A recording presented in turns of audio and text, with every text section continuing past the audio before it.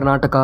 ಬಂಧುಗಳೇ, ಅಯೋಧ್ಯೆಯ ರಾಮ ಮಂದಿರದಲ್ಲಿ ಶ್ರೀರಾಮನ ಮೂರ್ತಿಯನ್ನು ಪ್ರಾಣ ಪ್ರತಿಷ್ಠಾಪನೆ ಮಾಡುವ ಮೊದಲು ರಾಮನ ವಿಗ್ರಹವನ್ನು ಕೆತ್ತನೆ ಮಾಡುವ ಸಮಯದಲ್ಲಿ ಆದಂತಹ ಕೆಲವೊಂದು ರಹಸ್ಯಕಾರಿಯಾದ ಪವಾಡಗಳನ್ನು ಈ ವಿಡಿಯೋದಲ್ಲಿ ನೋಡೋಣ. ಬಂಧುಗಳೇ, ರಾಮನ ವಿಗ್ರಹವನ್ನು ಕೆತ್ತನೆ ಮಾಡುವುದು ಅಷ್ಟೊಂದು ಸುಲಭವಾಗಿರ್ತಕ್ಕಂತಹ ಮಾತಾಗಿರಲಿಲ್ಲ. ಯಾಕೆ ಅಂದರೆ ಒಂದು ಸ್ವಲ್ಪವೂ ಕೂಡ ಯಾಮಾರಿದರೂ ಇಡೀ ವಿಗ್ರಹವೇ ತನ್ನ ರೂಪವನ್ನು ಕಳೆದುಕೊಳ್ಳುತ್ತದೆ. ಶ್ರೀರಾಮನ ಕಣ್ಣುಗಳು ಅಷ್ಟೊಂದು ಹೊಳೆಯಲು ಕಾರಣವೇನು? ಈ ವಿಗ್ರಹವನ್ನು ಕೆತ್ತನೆ ಮಾಡಿರುವ ನಮ್ಮ ಮೈಸೂರಿನ ಅರುಣ್ ಯೋಗಿರಾಜ್ ರವರು ಏನು ಮಾಡಿದರು? ವಿಗ್ರಹವನ್ನು ಕೆತ್ತನೆ ಮಾಡುವ ವೇಳೆಯಲ್ಲಿ ಅರುಣ್ ಯೋಗಿರಾಜ್ ರವರ ಕಣ್ಣಿಗೆ ಪೆಟ್ಟಾಗಿತ್ತು.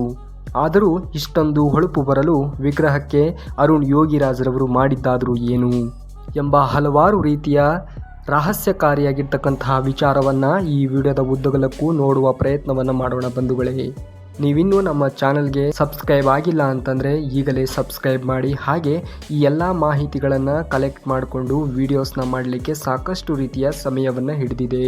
ನನ್ನ ಪ್ರಯತ್ನಕ್ಕೆ ನಿಮ್ಮ ಮೆಚ್ಚುಗೆಯ ಒಂದು ಲೈಕ್ ಇರಲಿ ಗೆಳೆಯರೇ.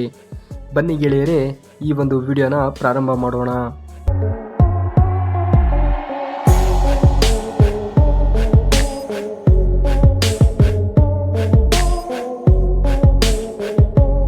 ಬಂಧುಗಳೇ, ನಿಮಗೆಲ್ರಿಗೂ ತಿಳಿದಿರುವ ಹಾಗೆ ರಾಮ ಮಂದಿರದ ಹೊರಗೆ ರಾಮನ ಕಣ್ಣುಗಳನ್ನು ಅಥವಾ ರಾಮನ ವಿಗ್ರಹವನ್ನು ಕೆತ್ತನೆ ಮಾಡಲಾಗಿತ್ತು.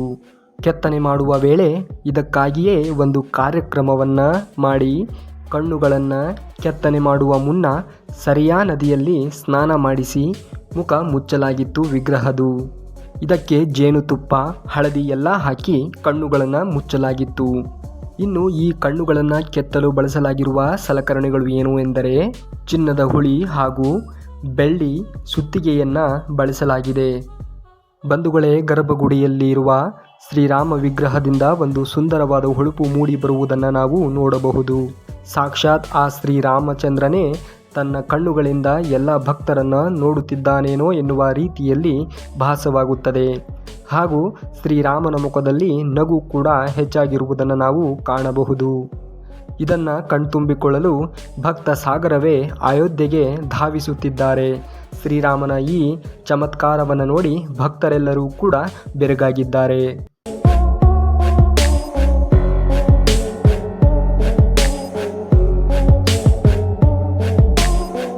ಆದರೆ ಅಷ್ಟು ಹೊಳಪು, ಅಷ್ಟು ಸುಂದರವಾಗಿರುವ ವಿಗ್ರಹವನ್ನು ತಯಾರು ಮಾಡಲು ಅಥವಾ ಕೆತ್ತನೆ ಮಾಡಲು ಅರುಣ್ ಯೋಗಿರಾಜ್ ರವರು ಬಹುಬೇಗ ತಯಾರಿಸಬೇಕಾಗಿತ್ತು. ಒಂದು ಸ್ವಲ್ಪ ಯಾಮಾರಿದರೂ ಕೂಡ ಇಡೀ ವಿಗ್ರಹವು ತನ್ನ ರೂಪವನ್ನು ಕಳೆದುಕೊಳ್ಳುತ್ತಿತ್ತು. ಬಂಧುಗಳೇ, ಮೂರ್ತಿಯ ಕೆತ್ತನೆಯ ವೇಳೆ ನಮ್ಮ ಮೈಸೂರಿನ ಕಲಾವಿದರಾಗಿರ್ತಕ್ಕಂತಹ ಅರುಣ್ ಯೋಗಿರಾಜ್ ರವರ ಕಣ್ಣಿಗೆ ಗಾಯವಾಗುತ್ತೆ. ಕೂಡಲೇ ಅವರಿಗೆ ಸ್ಥಳದಲ್ಲಿರ್ತಕ್ಕಂತಹ ಆಸ್ಪತ್ರೆಗೆ ಟ್ರಸ್ಟ್ನವರು ಸೇರಿಸಲಾಗ್ತದೆ. ನಂತರದಲ್ಲಿ ಅರುಣ್ ಯೋಗಿರಾಜ್ ರವರಿಗೆ ವೈದ್ಯರು 4 ದಿವಸಗಳ ಕಾಲ ರೆಸ್ಟನ್ನು ತೆಗೆದುಕೊಳ್ಳಲಿಕ್ಕೆ ಹೇಳ್ತಾರೆ.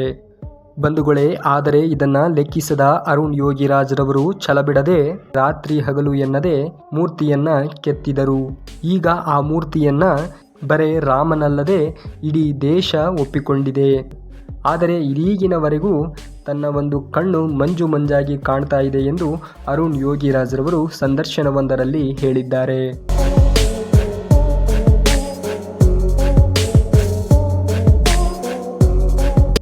ಬಂಧುಗಳೇ, ಶ್ರೀರಾಮನ ಮುಖವನ್ನು ಒಮ್ಮೆ ಗಮನಿಸಿ ನೋಡಿ. ಮನುಷ್ಯನ ಕಣ್ಣುಗಳಂತೆಯೇ ಕಾಣ್ತವೆ ರಾಮನ ಕಣ್ಣುಗಳು.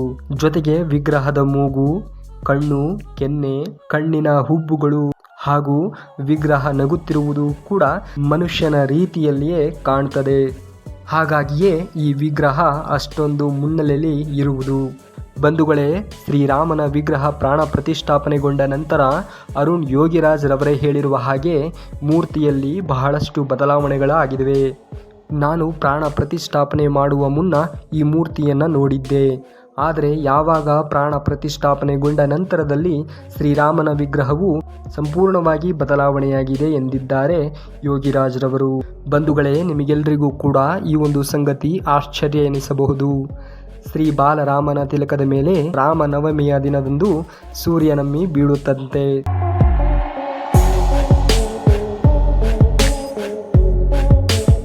ಹಾಗೆ ಇವೆಲ್ಲವೂ ಕೂಡ ಒಂದು ಕಡೆಯಾದರೆ ಶ್ರೀರಾಮ ಮಂದಿರಕ್ಕೆ ಹರಿದು ಬರುತ್ತಿರುವ ಭಕ್ತಾದಿಗಳ ಸಂಖ್ಯೆ ಸರಿಸುಮಾರು ಒಂದು ದಿನಕ್ಕೆ 3 ರಿಂದ 4 ಲಕ್ಷ ಜನ ಸೇರುತ್ತಿದ್ದಾರಂತೆ. ಬಂಧುಗಳೇ, ಹಾಗೆ ಮುಂದುವರೆದರೆ ಮುಂದೊಂದು ದಿನ ಭಾರತದಲ್ಲಿಯೇ ಅತಿ ಹೆಚ್ಚಾಗಿ ಭಕ್ತರು ಭೇಟಿ ನೀಡುವ ಸ್ಥಳ ಯಾವುದು ಅಂದರೆ ಅದು ತಿರುಪತಿ ತಿಮ್ಮಪ್ಪ. ಅದನ್ನು ಮೀರಿಸುತ್ತದೆ ಈ ಅಯೋಧ್ಯೆಯ ರಾಮ ಮಂದಿರ ಎನ್ನುತ್ತಿದ್ದಾರೆ ಊಹೆಯನ್ನ ಮಾಡಿರುವರು. ನೀವು ಕೂಡ ಶ್ರೀರಾಮನ ಭಕ್ತರಾಗಿದ್ದರೆ ಜೈ ಶ್ರೀರಾಮ್ ಎಂದು ಕಾಮೆಂಟ್ ಮಾಡಿ ಹಾಗೂ ವಿಡಿಯೋಗೆ ಒಂದು ಲೈಕ್ ಮಾಡಿ. ಮುಂದಿನ ವಿಡಿಯೋದಲ್ಲಿ ಸಿಗುವವರೆಗೂ ಧನ್ಯವಾದ ಕರ್ನಾಟಕ.